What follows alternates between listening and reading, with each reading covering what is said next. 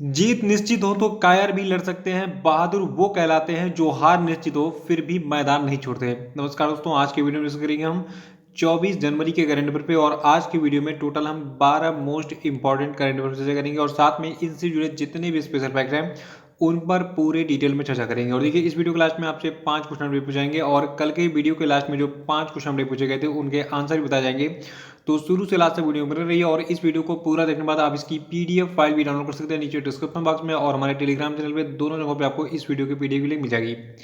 और अगर आप इस चैनल से ऐसे ही वीडियोस के ऑटोमेटिक नोटिफिकेशन पाना चाहते हैं तो चैनल को भी सब्सक्राइब करके बेल आइकन जरूर प्रेस कर दीजिएगा और वीडियो को लाइक और शेयर भी कर दीजिएगा। तो चलिए स्टार्ट करते हैं आज की करंट अफेयर को। देखिए, आज की करंट अफेयर का पहला प्रश्न है कि हाल ही में किस तिथि को पराक्रम दिवस के रूप में मनाया गया। तो देखिए, इस साल मनाया गया है 23 जनवरी 2021 को पराक्रम दिवस के रूप में। क्यों? क्योंकि 23 जनवरी को जो आपके नेताजी सुभाष चंद्र बोस जी हैं इनका 125वां जयंती जो है मनाया गया है। तो 125वीं जयंती के उपलक्ष्य में 23 जनवरी को हमने मनाया क्या? पराक्रम दिवस। देखिए, जो आपके नेताजी सुभाष चंद्र बोस हैं इनका जन्म 23 जनवरी 1897 को उड़ीसा के कटक में हुआ था। और इन्होंने कोलकाता से स्नातक की उपाधि प्राप्त की थी और भारतीय सिविल सेवा यानी कि आईसीएस अधिकारी बनकर अपनी क्षमता भी साबित की थी। लेकिन बाद में ये देश सेवा में चले गए। इन्होंने कहा कि अब हम देश को अंग्रेजों से मुक्त कराएंगे। और बाद में इन्होंने एक नारा भी दिया, तुम मुझे खून दो मैं तुम्हें आज़ादी दूंगा। ये प्रश्न एग्जाम में पूछाता है कि ये नारा किसने ये दिया था कि तुम मुझे खून दो मैं तुम्हें आज़ादी दूंगा। तो ये नारा दिया था नेताजी सुभाष चंद्र बोस ने। और दूसरा प्रश्न कि हाल ही में किस राज्य में भारत के सबसे लंबे रोड आर्च ब्रिज का उद्घाटन किया गया। तो देखिए, भारत का जो सबसे लंबा रोड आर्च ब्रिज है इसका उद्घाटन अभी हाल ही में मेघालय राज्य में किया गया है। देखिए, आर्च मतलब इस टाइप का हो गया, एक त्रिज्याकार नुमा जो है आकृति होती है, इस पे ऐसे मतलब जो है फोल्ड करके रोड बनाया था। ठीक है, तो ये आपका है भारत का सबसे लंबा रोड आर्च ब्रिज। ये कहाँ पे बनाया गया है? मेघालय राज्य में। और देखिए, जो भारत का ये सबसे लंबा रोड आर्च ब्रिज इसका इतिहास क्या है। देखिए, इस परियोजना को 2013 में मंजूरी मिली थी। 2014 में इसके लिए काम शुरू हुआ। 2018 में दिसंबर में इसको पूरा किया गया। लेकिन इसका जो उद्घाटन है ये अब जाके किया गया है, इसका परीक्षण वगैरह कंप्लीट करने के बाद। और देखिए, इस पुल को बनाने में जो है कुल लागत आई थी 49.395 करोड़ रुपए। और इस पुल का जो निर्माण है ये उत्तर पूर्व क्षेत्र विकास मंत्रालय के गैर lapsable central pool of resource के तहत जो है किया गया है। कितनी लागत के साथ? कुल 49.395 करोड़ रुपए की अनुमानित लागत के साथ। ये एग्जैक्ट नहीं है, ये अनुमानित है। ठीक है, कुछ पैसे ऐसे होते हैं जो बेहिसाब खर्च हो जाते हैं, पता ही नहीं चलता उनका। याद रखिएगा कि भारत का जो सबसे लंबा रोड आर्च ब्रिज है इसका अभी हाल ही में उद्घाटन किया गया है। कहाँ पर? मेघालय राज्य में। और मेघालय की बात करें, देखिए मेघालय की कैपिटल शिलोंग है और यहाँ के गवर्नर हैं सत्यपाल मलिक जी और मुख्यमंत्री यहाँ के हैं कॉनरैड संगमा जी।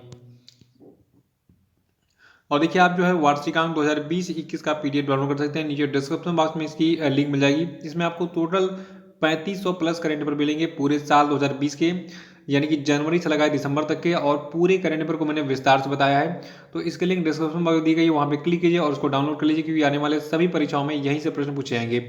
तीसरा प्रश्न कि हाल ही में किस भारतीय गणितज्ञ को गणित का प्रतिष्ठित माइकल एंड शीला हेल्ड पुरस्कार 2021 का विजेता घोषित किया गया। तो देखिए, अभी हाल ही में निखिल श्रीवास्तव को जो है, जो कि एक भारतीय गणितज्ञ हैं, इनको माइकल एंड शीला हेल्ड पुरस्कार 2021 का विजेता घोषित किया गया है।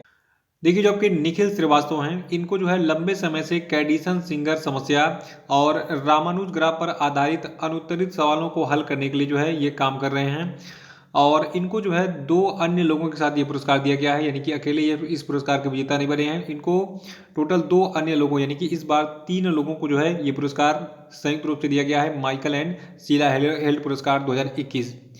देखिए, जबकि श्रीवास्तव जी हैं, यानी कि निखिल श्रीवास्तव हैं, ये वर्तमान में अमेरिका के कैलिफोर्निया विश्वविद्यालय में गणित के एसोसिएट प्रोफेसर हैं। और इनको जो है ईफोल पॉलिटेक्निक फेडरल डी लसाने के जो आपके टीचर हैं एडम मार्कस, और येल विश्वविद्यालय के जो आपके गणित के टीचर हैं डैनियल एलन स्पिलमैन, इन दोनों के साथ में इनको जो है संयुक्त रूप से 2021 का माइकल एंड शीला हेल्ड पुरस्कार जो है प्रदान किया गया है। और ये पुरस्कार है क्या? देखिए, बहुत सारे लोगों को पहली बार मतलब ये चीज़ सुनाई जा रही होगी कि माइकल एंड शीला हेल्ड पुरस्कार भी कोई होता है। तो आइए डाउट हम क्लियर कर लेते हैं, ये पुरस्कार है क्या।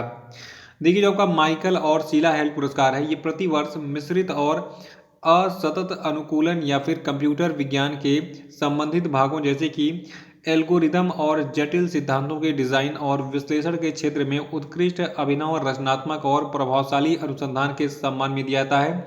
और इस पुरस्कार की स्थापना 2017 में माइकल और शीला हेल्ड के नेतृत्व में जो है किया गया था। और आपको बता दूं इस पुरस्कार में एक पदक दिया जाता है इसके विजेता को, और टोटल 1 लाख अमेरिकी डॉलर का जो है पुरस्कार राशि दिया जाता है, तो इसको याद रखिएगा। और चौथा प्रश्न है कि हाल ही में किसके द्वारा राष्ट्रीय प्रवासन सहायता पोर्टल जिसका नाम श्रम शक्ति है इसको लॉन्च किया गया है। तो देखिए श्रम शक्ति पोर्टल को अभी हाल ही में अर्जुन मुंडा ने लॉन्च किया है। अर्जुन मुंडा कौन है? ये भारत के जो है जनजातीय मामलों के केंद्रीय मंत्री। और जो आपका ये श्रम शक्ति पोर्टल है, देखिए ये जो है डेटा गैप को संबोधित करेगा और ये उन प्रवासी श्रमिकों को सशक्त करेगा जो कि आमतौर पर रोजगार और आय सृजन की तलाश में पलायन करते हैं। तो याद रखिएगा कि भारत के जो केंद्रीय जनजातीय मामलों के मंत्री हैं जिनका नाम अर्जुन मुंडा है, इनके द्वारा हाल ही में राष्ट्रीय प्रवासन सहायता पोर्टल श्रम शक्ति को लॉन्च किया गया है। और पांचवा प्रश्न की business standard banker of the year 2019-20 का पुरस्कार किसने जीता है? तो देखिए इस पुरस्कार को जीता है श्याम श्रीनिवासन ने। याद रखिएगा श्याम श्रीनिवासन को दिया गया है business standard banker of the year 2019-20 का पुरस्कार। देखिए जितने भी पुरस्कार और सम्मान मैं आपको बताता हूँ उनको आप अपने नोटबुक में एक अलग पेज बनाइए और उसको नोट करते रहिए। और इस साल अगर आपको एग्जाम देना है और वाकई आप सीरियस हैं, चाहते हैं कि इस साल आपका सिलेक्शन हो जाए, क्योंकि देखिए इस साल बहुत सारे राज्यों में चुनाव होना है और जितनी भर्तियां वो चुनाव के पहले ही जो है कंप्लीट की जाती हैं। तो अच्छा मौका आपके पास है, आप जो है तैयारी करके इस साल नौकरी ले सकते हैं। और उसके लिए आपको सीरियसली स्टडी करना पड़ेगा।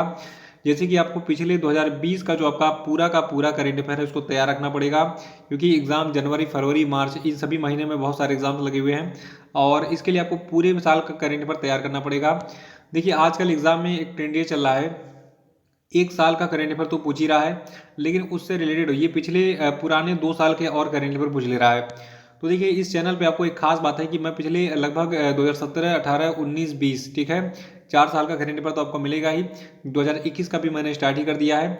तो पुराने सभी करेंट अफेयर आपको जो है डेली करेंट अफेयर वाले प्लेलिस्ट में मिल जाएंगे। वहाँ पे आपको 2017 से लगाए 2021 तक के हर महीने के हर दिन के करेंट अफेयर मिलेंगे, क्योंकि मैं लगातार 2017, 18, 19, 20 और 21 तक अभी तक जो है लगातार बिना मिस की हर दिन का करेंट अफेयर आपको प्रोवाइड कर रहा हूँ।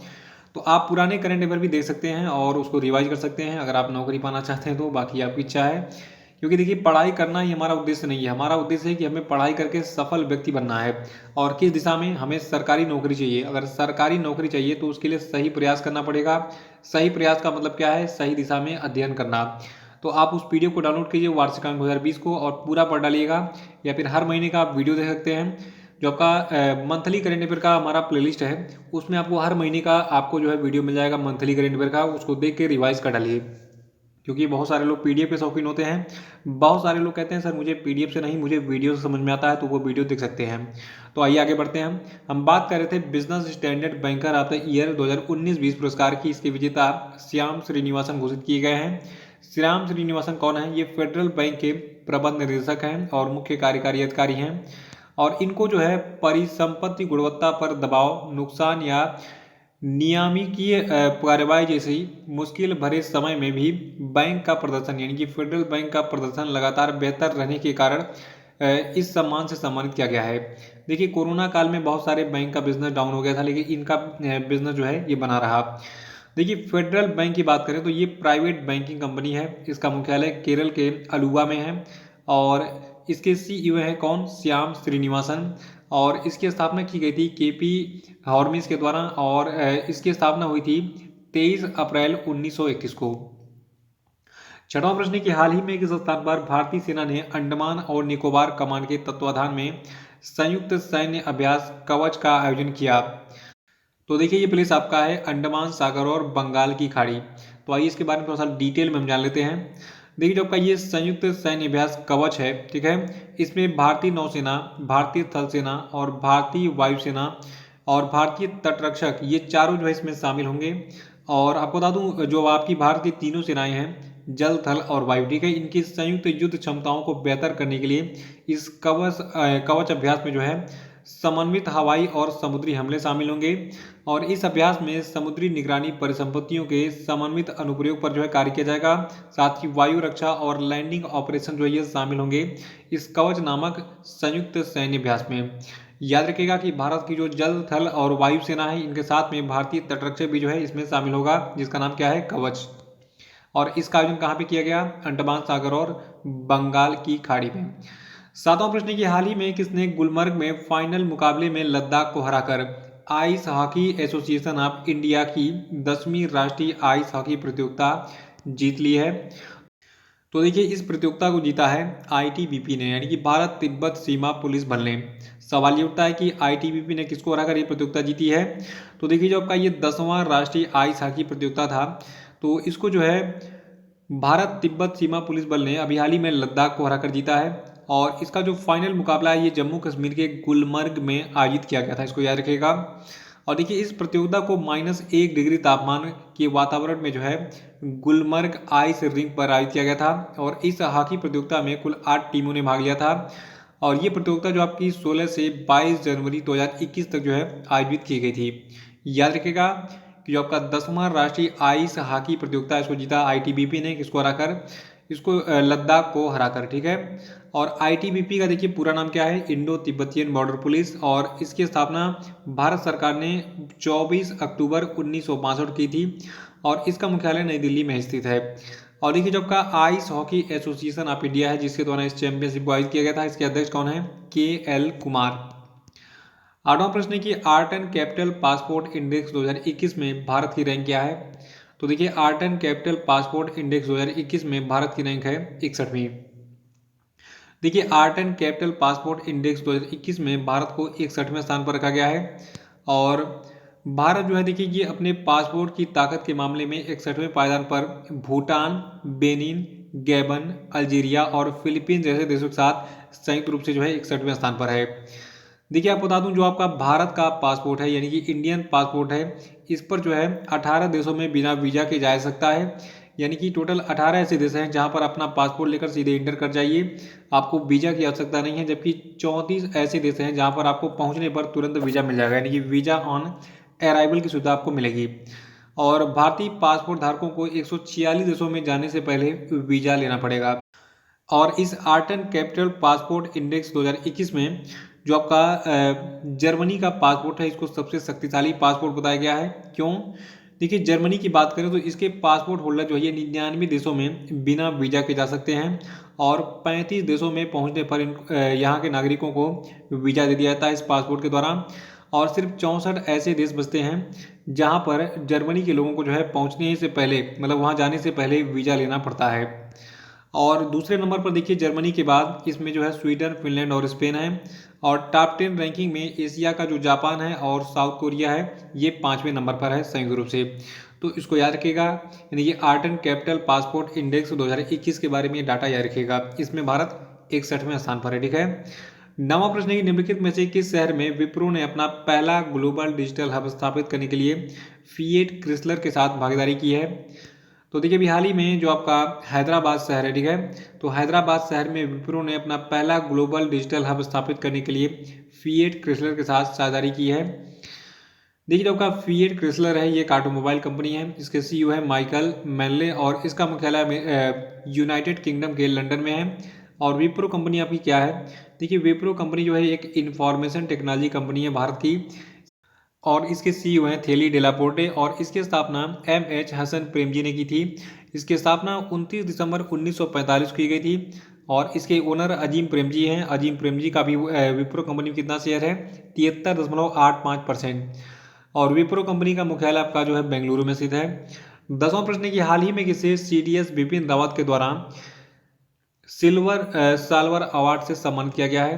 तो देखिए, अभी हाल ही में जो आपके पृथ्वी पाल सिंह जी हैं, इनको सम्मानित किया गया है सिल्वर साल्वर अवार्ड से। देखिए, पृथ्वी पाल सिंह कौन है, देखिए, जो आपके कर्नल पृथ्वी पाल सिंह है, जो कि एक सेवानिवृत्त जो है पूर्व भारतीय सैनिक हैं, ठीक है। तो इनको जो अभी हाल ही में भारत के CDS यानी कि chief of defence staff general Bipin Rawat की ओर से जो है सिल्वर साल्वर अवार्ड से सम्मानित किया गया है। देखिए आपको बता दूं वर्तमान में जो आपके कर्नल पृथ्वीपाल सिंह हैं, इनकी उम्र जो है 100 साल हो गई है। ठीक है, अभी हाल ही में इन्होंने अपना 100वां जन्मदिन मनाया है और इनके 100वें जन्मदिन के अवसर पर भारत के CDS यानी कि चीफ ऑफ डिफेंस स्टाफ, जिनका नाम बिपिन रावत है, इन्होंने जो है इनको सिल्वर साल्वर अवार्ड से सम्मानित किया है। ये ऐसे एकमात्र भारतीय व्यक्ति भी हैं जो आपके पृथ्वीपाल सिंह हैं, जिन्होंने भारत की तीनों सेनाओं के विंग में जो है सेवा दी है, यानी कि जल थल और वायु तीनों सेनाओं के जो है विंग में इन्होंने सेवा दी है पृथ्वीपाल सिंह ने। तो ये चीज इनके बारे में याद रखिएगा। और 11वां प्रश्न है कि निम्नलिखित में से किस राज्य में भारत तिब्बत सीमा पुलिस बल यानी कि ITBP ने स्कूल जाने वाले बच्चों के लिए एक इंटरनेट उपकरण आधारित शिक्षा केंद्र शुरू किया है? तो देखिए अभी हाल ही में छत्तीसगढ़ राज्य में भारत तिब्बत सीमा पुलिस बल ने स्कूल जाने वाले बच्चों के लिए एक इंटरनेट उपकरण आधारित शिक्षा केंद्र जो है शुरू किया है। देखिए छत्तीसगढ़ के जो नक्सल हिंसा प्रभावित इलाके हैं, जैसे कि दंतेवाड़ा हो गया और सारी चीज़ें, मतलब और सारे प्लेसेस हैं। दंतेवाड़ा जो है छत्तीसगढ़ का सबसे कुख्यात नक्सली एरिया है और यहाँ पर जो है भारत तिब्बत सीमा पुलिस बल के जवानों ने वहाँ के स्कूल जाने वाले बच्चों के लिए इंटरनेट आधारित एक शिक्षा केंद्र की शुरुआत की है। छत्तीसगढ़ की बात कर लेते हैं। देखिए यहाँ की गवर्नर हैं अनुसुईया उइके और यहाँ के चीफ मिनिस्टर हैं भूपेश बघेल। 12वां प्रश्न है कि निम्नलिखित में से किस भारतीय को ब्रिटिश साम्राज्य पुरस्कार के सबसे उत्कृष्ट आदेश से सम्मानित किया गया था? तो देखिए इनका नाम है चित्रा सुंदरम। देखिए जो आपकी चित्रा सुंदरम है, ठीक है, इनको दक्षिण एशियाई नृत्य की सफलता और विकास में उनके योगदान के लिए ब्रिटिश साम्राज्य पुरस्कार के सबसे उत्कृष्ट आदेश से जो है अभी हाल ही में सम्मानित किया गया है। तो ये थे आपके आज के सभी महत्वपूर्ण करंट अफेयर और अब हम बात कर लेते हैं आज के सभी क्वेश्चन अपडेट पे। देखिए आज के क्वेश्चन अपडेट का जो पहला प्रश्न आपके लिए है यह है कि निम्न में से किस बॉलीवुड अभिनेता के नाम पर दक्षिणी दिल्ली के एंड्रूजगंज में एक सड़क का नामकरण किया जाएगा? इस अभिनेता का नाम बताइए इसे। और आपके लिए दूसरा प्रश्न है कि हाल ही में किस राज्य सरकार ने महात्मा गांधी राष्ट्रीय ग्रामीण रोजगार गारंटी अधिनियम के तहत कार्य दिवसों की संख्या को मौजूदा 100 दिनों से बढ़ाकर 150 दिन करने की घोषणा की है? बताइए। तीसरा कि हाल ही में किस राज्य सरकार ने बागवानी विकास मिशन की घोषणा की है? आंसर बताइए। चौथा कि हाल ही में अडानी समूह ने कितने हवाई अड्डों के विकास, संचालन और प्रबंधन के लिए भारतीय विमानपत्तन प्राधिकरण के साथ एक रियायत समझौते पर हस्ताक्षर किया है? बताइए। पांचवा कि हाल ही में IPL टीम राजस्थान रॉयल्स ने किस खिलाड़ी को टीम का नया कप्तान नियुक्त किया है? बताइए। और अब हम बात करेंगे कल के जितने भी क्वेश्चन अपडेट थे उनके सही उत्तर क्या है। देखिए कल क्वेश्चन अपडेट का पहला प्रश्न था कि LIC के नए प्रबंध निदेशक कौन बने? तो इनका नाम है सिद्धार्थ मोहंती। और दूसरा था कि दूरसंचार कंसल्टेंट्स इंडिया लिमिटेड के नए अध्यक्ष और प्रबंध निदेशक कौन बने? तो देखिए इनका नाम है संजीव कुमार। और तीसरा था कि हाल ही में किस ट्रेन का नाम नेताजी एक्सप्रेस रखा गया है? तो देखिए ये ट्रेन आपका है हावड़ा कालका मेल। और चौथा था कि हाल ही में भारत ने किस देश के साथ डेजर्ट नाइट 21 वायुसैनिक अभ्यास किया? तो देखिए ये देश आपका फ्रांस है। और पांचवा था कि हाल ही में JSW ग्रुप की खेल शाखा JSW स्पोर्ट्स ने किन खिलाड़ियों के साथ करार किया है? किस खिलाड़ी के साथ करार किया है? तो देखिए खिलाड़ी आपके हैं ऋषभ पंत। और इसी प्रश्न के साथ आज का ये वीडियो समाप्त होता है। वीडियो को लाइक कर दीजिए और उसको तुरंत शेयर कर दीजिए सभी व्हाट्सएप और फेसबुक ग्रुप में। और जो लोग नए हैं वो चैनल को सब्सक्राइब कर लें और देखिए नीचे डिस्क्रिप्शन बॉक्स में हमारे सभी सोशल मीडिया की लिंक आपको मिल जाएगी, वहाँ पे क्लिक करके इसको ज्वाइन भी कर लीजिए। तो इसी के साथ बहुत बहुत धन्यवाद। Thank you and have a nice day.